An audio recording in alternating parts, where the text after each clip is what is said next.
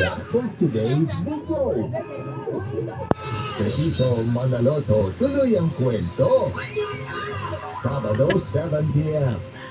Mga kapuso, we strengthened our position as the leading broadcast network in the country because of your unwavering support. Nananatiling #1 ng GMA na sinundan naman ng GZD sa top 30 programs ng 2022. 28 ang mula sa atin. Undisputed #1 din ang GMA Radio sa Mega Manila. Mas pinagkakatiwalaan tayo hindi lang on-air, but also online. Lumalakas rin ang ating website at social media accounts.